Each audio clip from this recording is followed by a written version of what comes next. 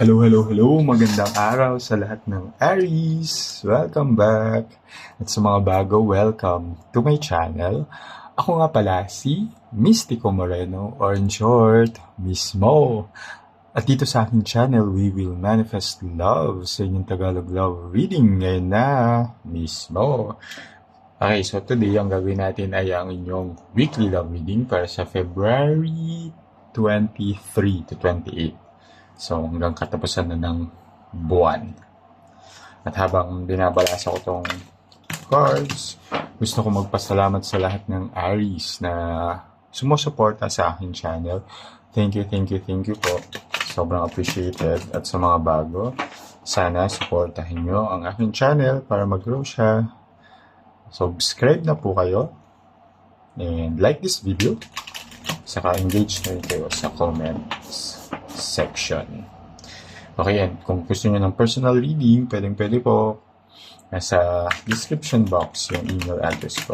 Kontakin niyo lang po ako. Okay? So, ang gagawin natin today is bubunot ako ng card from this deck, which is the overall energy of your reading. Tapos bubunot ulit ako ng isa pa para i-seal yung energy ng reading. Oh, Innocence. Okay. So, itong card na to is, Card of Innocence is, and ang nararamdaman ko dito is, bago sa inyo, itong may experience nyong love. Okay. So, and even na, na-experience nyo na before may in love, itong new love na paparating is may mga new experiences kayong maraming ganap na bago sa inyo when it comes to this love. Okay, pero tignan natin ano ba yung nakakabit sa reading na ito. Bakit Innocence yung lumabas? At habang binabalasa ko to, just to remind everyone that this is a collective reading. So, it may or may not resonate sa inyo. Okay? At kung hindi siya mag-resonate, huwag natin pilitin. It means hindi ko lang nasagap yung energy nyo. Okay? Kaya abangan nyo na lang yung masusunod ko pang love reading. Baka yun ay mag-resonate na. Baka masagap ko na yung energy nyo. Kaya, subscribe na para updated kayo sa mga ipopost ko pang video. Okay? So, bubunot ako ng 10 cards from this deck and interpret natin siya. Okay? Sige. Second card ulit. The Judgment. Oh, Ace of Cups. Oh, wow. The World. Six of Swords. Page of Swords. Page of Wands. Eight of Swords. The Star. Two of Swords. And Eight of Cups. Okay. Sige. Alright, so nagsimula siya sa The Judgment, nag-end sa Eight of Cups. Okay. Interpret natin siya. And bakit Innocence yung nakakabit? So there's a strong energy of Scorpio, Leo, Taurus, Aquarius, and yeah. So Leo, Taurus, Aquarius, and Scorpio. Okay, so pwede yun yung signs ng person ninyo. Okay? But doesn't have to. Yun lang yung strong energy na nasasagap sa reading na to.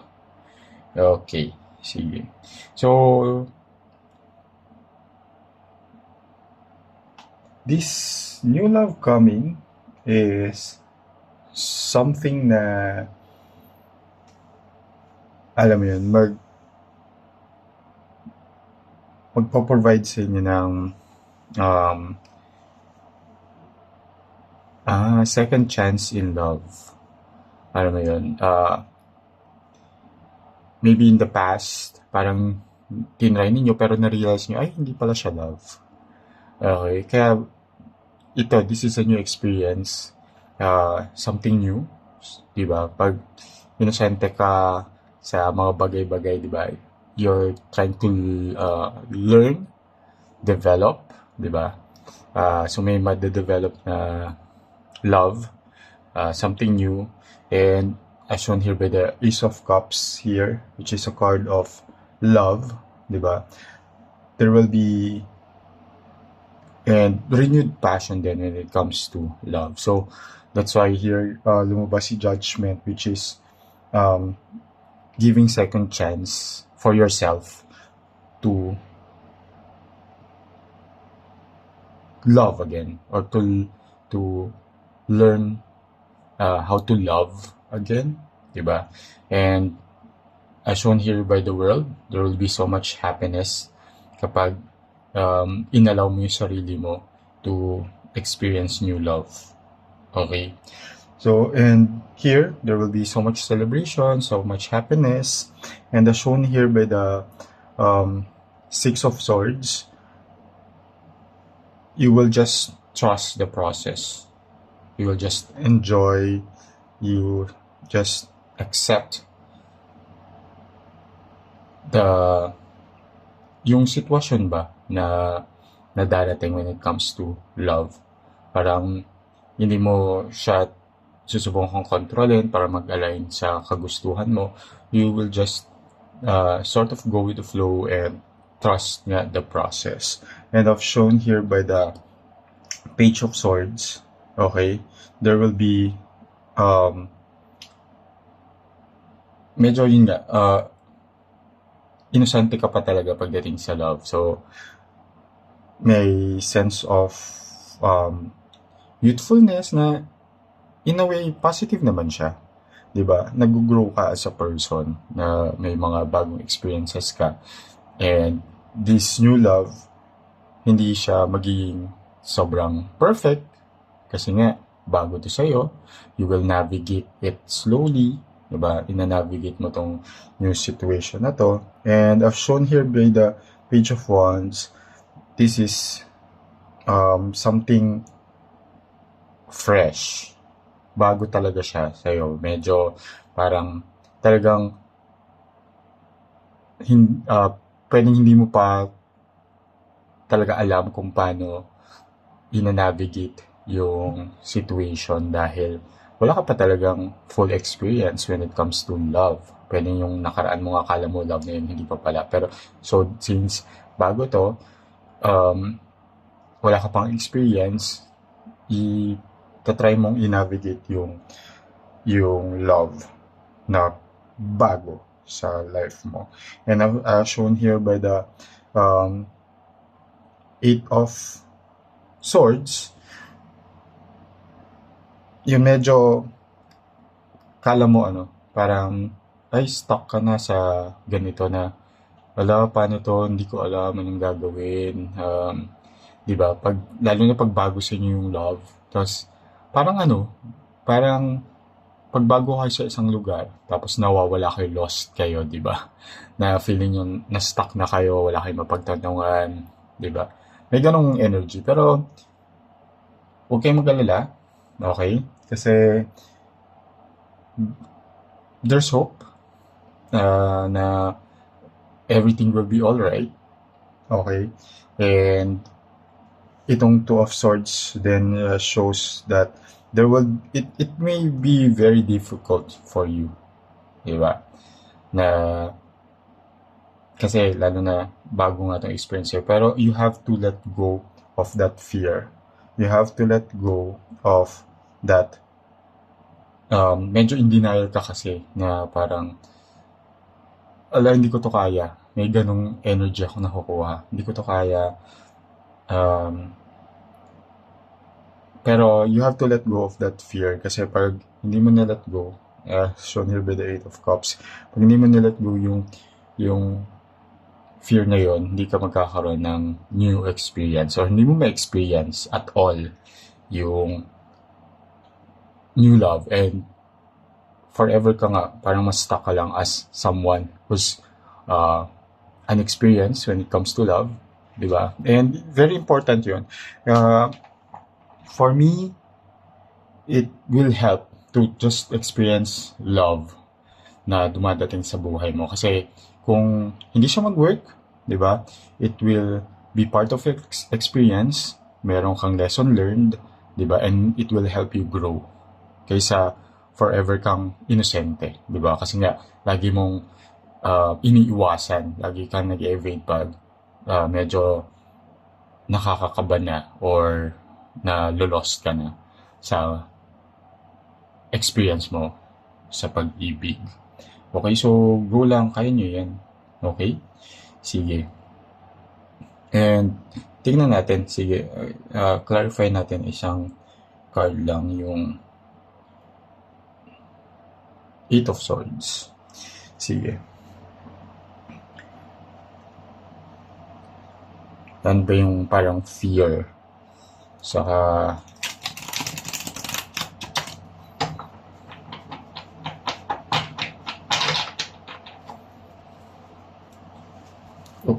nagkakos ng at bakit lumabas tong Eight of Swords? Let's quickly clarify lang. Second card. Oh, okay. Sige. So, si Eight of Swords ay ang reason niya ay si Knight of Wands. Okay. So, di ba nga si Eight of Swords, yun yung parang feeling mo stuck ka na kasi hindi mo na alam yung gagawin, yan. Pero bakit? Kasi lumabas si Knight of Wands. Yun nga, very yung thrill kasi, 'di ba? Pag yung adventure, kasi this is new love, 'di ba? Parang bago siya sa inyo, ganyan. There's so much thrill, so much adventure. Pero 'di ba, sa mga adventures even in life, kung nga nag-travel ka, it's a new adventure for you. Minsan parang kakabahan ka, yun nga, nasa bagong lugar ka, hindi mo alam gagawin, 'di ba? So, feeling mo stuck ka na, pero hindi, okay lang 'yan. All you have to do is also be brave enough to just go for it, experience it. Okay? So, sige, seal natin itong energy with another card. Okay? And there's joy. Okay, magiging masaya naman ang love life ninyo. Yun nga, diba, as shown here by the World and Ace of Cups, love, happiness, pero nasa sa inyo yun. Okay, kung i-allow nyo yung sarili nyo nga to experience love. Okay, so sinasabi dito, allow yourself to experience love, learn from it if it's not for you, and if it's for you, diba, it's good, then enjoy it, diba? So let go of the fear na na stuck na kayo sa, and let go of the fear na parang hindi mo na alam yung gagawin. Okay? So, I hope this resonates. I hope this helps. And abangan nyo na lang muli yung susunod ko pang love reading dito lang sa aking channel. Ako si Mystico Moreno, or in short, Miss Mo. Kita-kits! Ingat!